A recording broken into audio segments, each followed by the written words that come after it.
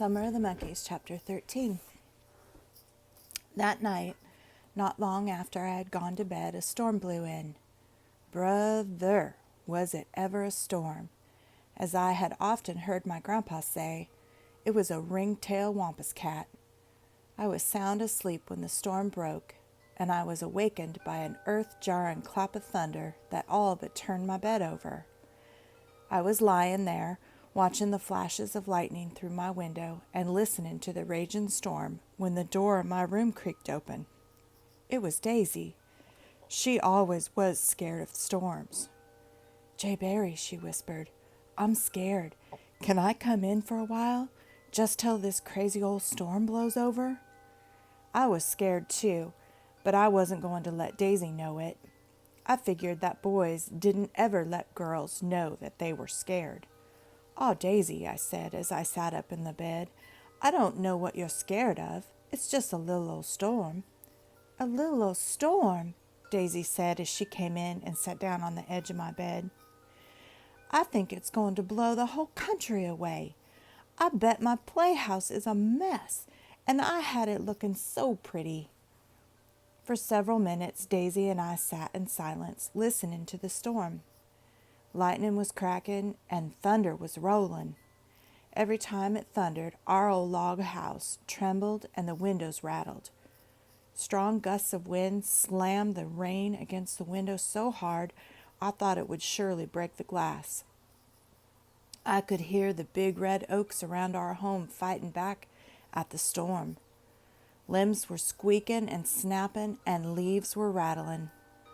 Right after a loud clap of thunder that all but shook the house down, Daisy said, "Boy, old Thor must be really mad tonight."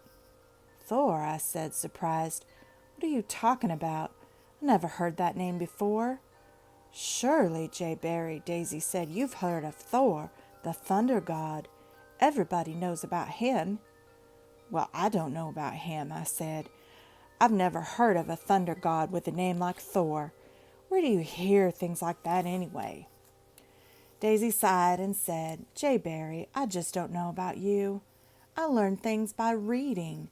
If you would read something besides those old hunting and fishing stories, you might learn something too."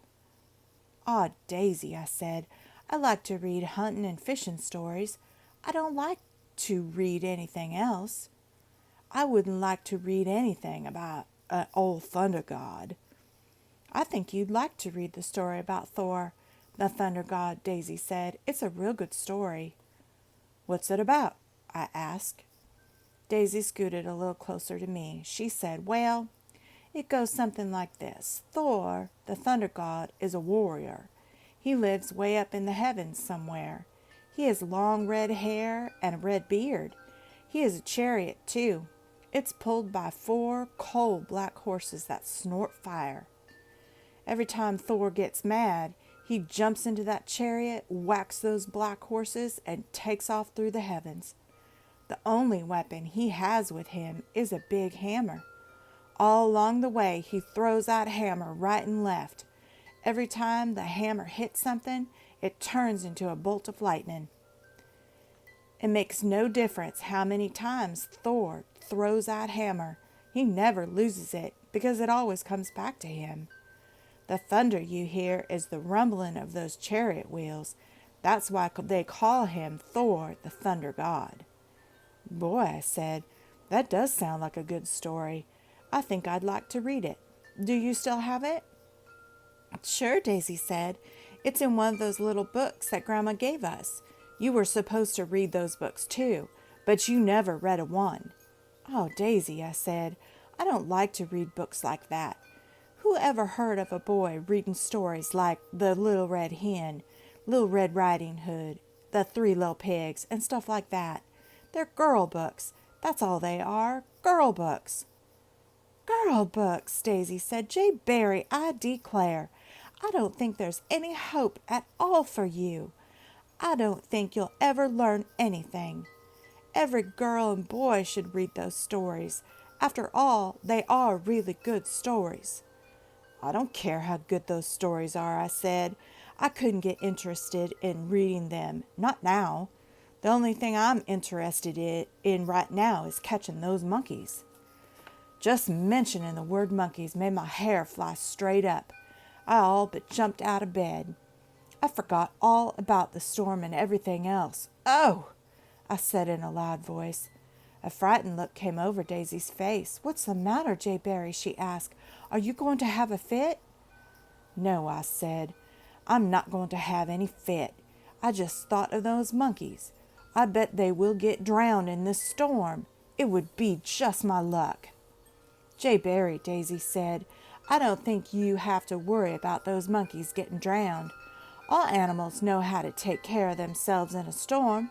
If you knew anything at all about animals, you should know that." "I do know about animals," I said. "I know all about coons, possums, skunks, squirrels, and things like that. But I don't know anything about monkeys.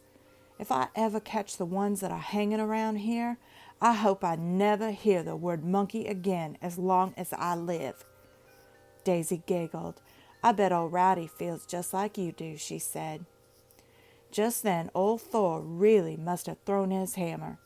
A big bolt of lightning zoomed down from the sky, hissing like a mad snake. From somewhere close by there was a loud crack that sounded like 100 rifles had gone off, all at the same time. I knew that somewhere in the hills a big tree had split wide open. My room lit up so bright I could see the stitches in the patchwork of the quilt on my bed. From a sitting position, I jumped about 2 feet straight up. Daisy shivered, then she uttered a low moan and started rubbing her crippled leg with her hand. "What's the matter, Daisy?" I asked. "Does your old leg hurt?" "It sure does," Daisy said. "Every time it storms like this, my leg hurts something terrible. Sometimes I just have to grit my teeth to keep from screaming." I felt so sorry for my little sister. I wanted to help her, but I didn't know what to do. I didn't know anything about doctoring. I couldn't doctor a sick cat, much less a crippled leg. "Do you want me to get the liniment bottle?" I asked. "Maybe if you rub some of that stuff on your leg, it would help." "No," Daisy said, "that won't help a bit. It used to, but not anymore. Lately, nothing seems to help." "Why don't you tell Mama that your leg is hurting?" I said. "She can doctor anything." "No," Daisy said, "I don't want Mama to know. She has enough to worry about. Besides, she needs her rest." About that time, Thor must have gotten tired of riding around in his chariot because the storm let up. The wind, thunder, and lightning stopped, but it was still raining tadpoles and crawdads. As she got up from my bed, Daisy said, "It looks like the storm is letting up. I think I'll go back to my room and lie down. Maybe my old leg will stop hurting." Just as she reached the door, she stopped and said, "Oh, I almost forgot. Just before I left my room, I saw the old man in the mountains again." "You did?" I said. "Where was he when you saw him? Right here at our house?" "No," Daisy said, "he wasn't in the house. When the storm came, I got up close to the window because the rain was coming in. I looked through the glass and saw him standing out in the yard." "Holy smokes," I said. "What was that old man doing, prowling around on a night like this? I bet he was sopping wet." "No, he wasn't wet," Daisy said. "The old man of the mountains doesn't get wet if he doesn't want to." I started to give Daisy one heck of an argument about this. I didn't figure that anyone, not even the old man of the mountains, could mess around in a rainstorm without getting wet. But I had already decided that he was a spirit of some kind, and I didn't know a thing in the world about spirits. Maybe they didn't get wet if they didn't want to. Remembering that Mama had told me to play along with Daisy when she was telling me one of her stories, I said, "What did that old man have to say this time?" "He didn't say a word," Daisy said. He was just standing there pointing that stick at our house." When I heard Daisy say this, I all but came unglued. "Does that mean we're going to have bad luck?" I asked. "Maybe that old man is going to burn our house down." "No, J. Barry," Daisy said. "The old man of the mountains isn't going to burn our house down. He would never do anything like that. He's too kind and gentle. But you said every time he pointed that stick at anything, bad luck was sure to come. No, Jayberry, Daisy said, not every time. It just depends. If the old man of the mountains is frowning when he points that stick, you had better look out. It means he's unhappy with you, and you're sure to have bad luck. But if he's smiling when he points that stick at you, it's different. It means you're going to have good luck. Daisy, I interrupted, when you saw that old man, was he frowning or smiling? He was smiling, Daisy said. He was just standing out there in the storm with his long white hair and his robe waving in the wind, pointing that stick at our house. Every time the lightning flashed, I could see him plain as day. He looked pleased and happy and had a warm smile on his face. We're going to have good luck, Jayberry. You can be sure of that. I sure hope he knows what he's doing, I said. I could use a lot of good luck right now, or a whole tow sack full of it. I'd like to catch those monkeys before something else does. As unlucky as I've been, that's probably what will happen. I've worried so much now, I'll probably be white-headed before I'm 16 years old. Jayberry, Daisy said, maybe if I told you a story, it would get your mind off all that worrying. I have a real good story in mind. Would you like to hear it? Oh, Daisy, I said, I don't want to hear one of the old ghostly stories, not on a night like this. The way it's been storming and everything, we'll be lucky if we don't wake up dead in the morning anyway. Daisy giggled. Jayberry, she said, I've never heard of anyone waking up dead. But if you don't want to hear a good story, that's all right. I'll just save it until the next time.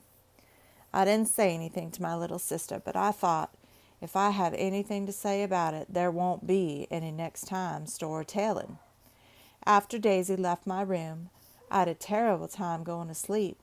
I kept thinking about that old man of the mountains and the good luck that was supposed to be coming my way.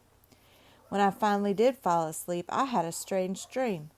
I dreamed that Rowdy and I were lost, way, way back in the mountains.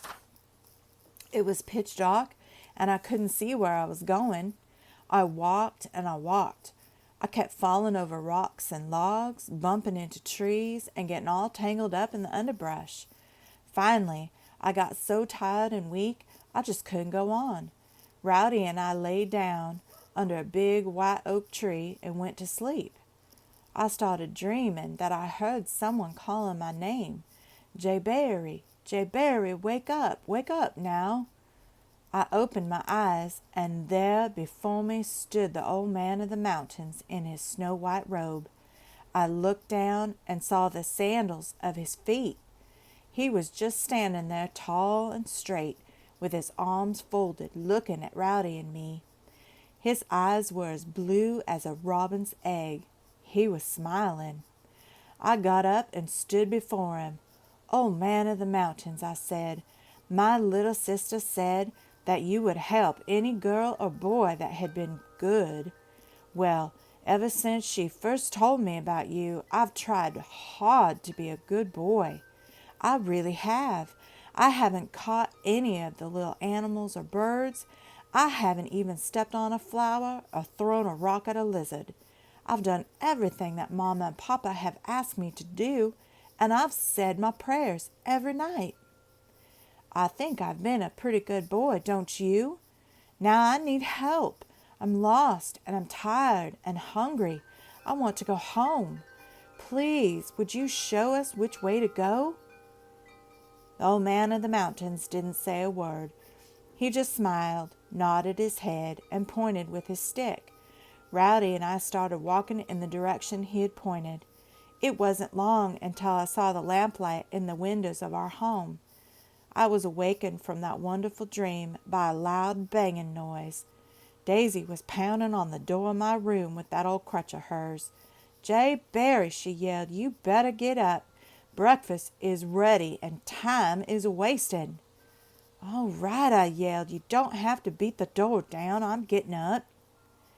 Daisy giggled, and I heard the thumping of a crutch as she went on her way. I hopped out of bed and flew into my clothes. Before leaving my room, I walked to the window and raised it. I expected to see a dark, gloomy, miserable day, but I was surprised. The storm had left everything sopping wet, but there wasn't a rain cloud in the sky. A bright morning sun seemed to be taking a rest right on top of the highest peak of the Ozark Mountains. It was just sitting there, big and bright, and looked like it was trying to make up its mind what to do next.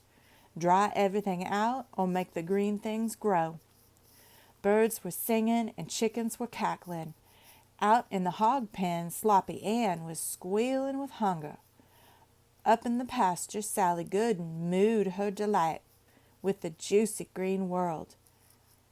From down in our fields, I heard the cawing of an old crow and the scream of a red-tailed hawk. It was one of those perfect Ozark mornings, clean, fresh, and green. I closed my eyes, puffed out my chest, and sucked my lungs full of that fresh-scented air. I could feel the tingling sensations clear down to my toes. It made me feel like I had just been born and had my whole life to live again. As I stepped into the kitchen, I saw that Mama, Papa, and Daisy had just seated themselves at the breakfast table. "Boy," I said, as I made ready to wash my face, "wasn't that a storm last night?" "It was a humdinger, all right," Daisy said. "With all that rain, I bet Papa's corn will grow 20 feet tall." "Oh, Daisy," I said as I dried my face on the towel, "corn doesn't ever grow that tall. If it did, you'd have to cut the stalks down with an axe to gather the ears." Papa laughed. "If I ever grow corn 20 feet tall, I'll gather the ears all right," he said. "I wouldn't care if I had to climb the stalks and ride them down to the ground." Daisy squealed with delight. "Papa, you'd be just like Jack and the Beanstalk," she said. "He grew a beanstalk all the way up to the heavens. Then he climbed it." Still chuckling, Papa said, "That would be an easy way to get to heaven. Just grow a beanstalk and start climbing. I bet more people would get to heaven by climbing a beanstalk than ever would by following the golden rule." Looking hard at Papa, Mama said, "I don't want to hear any more of that talk like that. It's not nice to joke about going to heaven. It's not nice at all." Papa didn't say a word. He just smiled. Finished with breakfast, Papa got up from the table. He said, "Well, it's going to be too wet to do any work in the fields today. And, in a way, I'm glad of it. There are a few things around the place I've been wanting to do." Daisy sighed. "I sure have my work cut out for me today," she said. Mama smiled at her. "What, young lady, are you going to do?" she asked. "I know that old storm messed up my playhouse, Mama," she said. "I'll just have to give it a good cleaning." Looking at me, Mama said, "And what do you have on your mind, young man?" "I'm going down to the bottoms and see about the monkeys," I said. "They could have drowned or blown away in that storm. I'm worried about them." "No, I don't want you down in those old bottoms," Mama said, shaking her head. "It'll be damp and cold down there. Everything will be dripping wet. You probably get soaked and come down with a bad cold or pneumonia." "Oh, Mama," I said, "who ever heard of a boy getting sick just because he got wet? I've been wet a jillion times, and it has never made me sick."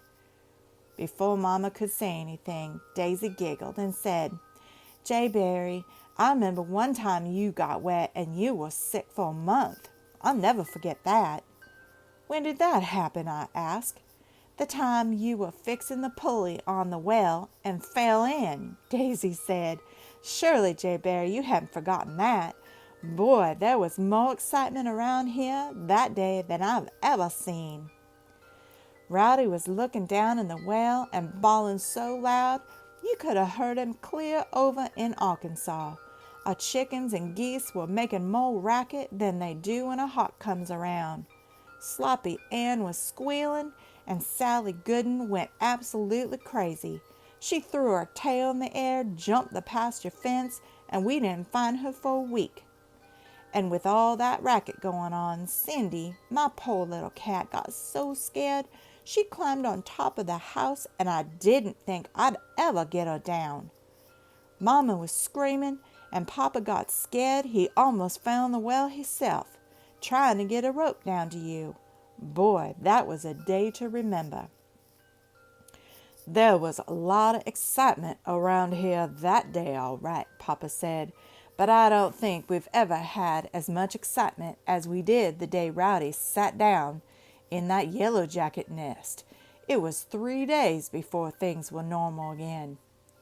I wish things like that would happen all the time, Daisy said. It would make things exciting, and I just love excitement. That wasn't a very nice thing to say, young lady, Mama said. What if your brother had drowned when he fell in the well? It could have happened, you know.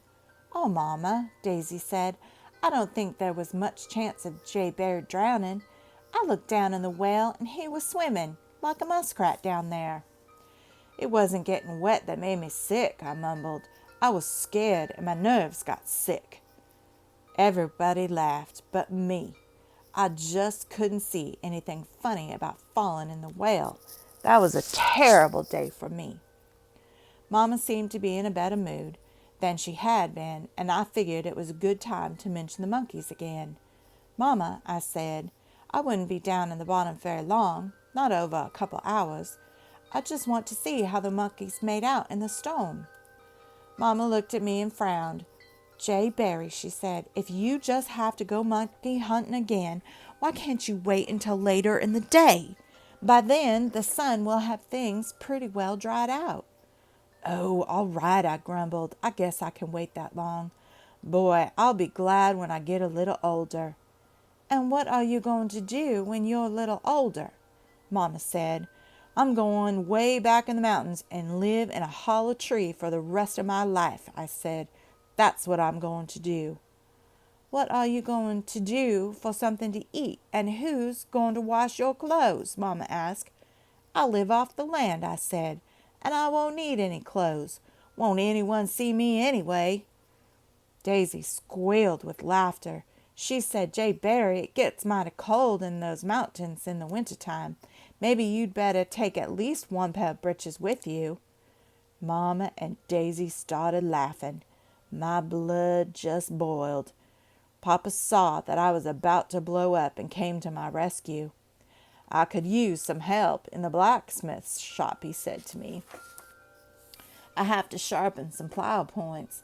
You can work the blower on the forge for me. It was a relief to get out of the house, away from Mama and Daisy. I loved to help Papa in our blacksmith shop. There was something about the work that fascinated me. The flying sparks and the ringing anvil, the cherry red metal and the roaring forge. Papa and I were about halfway to the blacksmith shop when Daisy poked her head out of the back door and yelled, J. Barry, I've been thinking, if you go live naked in a hollow tree way back in the mountains, you better be careful. A wood chopper might come along and chop that tree down with you in it. I turned to yell something back, but before I could open my mouth, she giggled and disappeared in the house. I heard Mama laughing with her. Women, I grumbled. I don't think I'll ever understand them. They think everything is funny. Aw, I don't think you're mad at the women, Papa said. I think you're mad at yourself. Maybe those monkeys have something to do with it. You've been as grumpy as an old setting hen lately. I know, Papa, I said. I really couldn't get mad at Mama and Daisy. I love them too much. But I want that pony and gun so bad I can hardly stand it.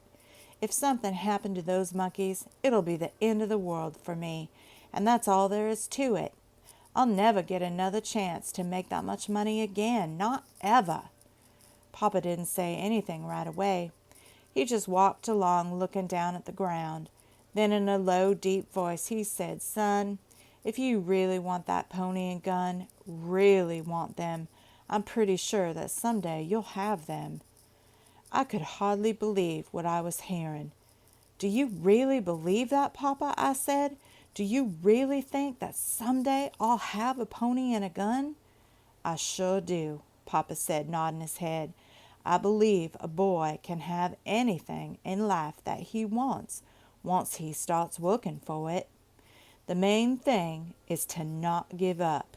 It makes no difference how tough things get. Just bow your back, keep working, and put your heart and soul into it. As you go along your way, live a good, clean life. Don't hurt anyone or anything, and always be honest. It doesn't hurt to pray a little too. And if you do all those things, someday you'll have your pony and gun. You'll get help when you least expect it." "Help," I said. "Who's going to help me?" Papa looked at me and smiled. "I think I'll let you figure that out," he said. I was still trying to figure out what Papa meant when we opened the door to our blacksmith shop. Rowdy had followed us from the house. When he saw where we were going, he stuck his tail between his legs and went back. He didn't like that flying sparks and the ringing anvil. He just didn't like things like that.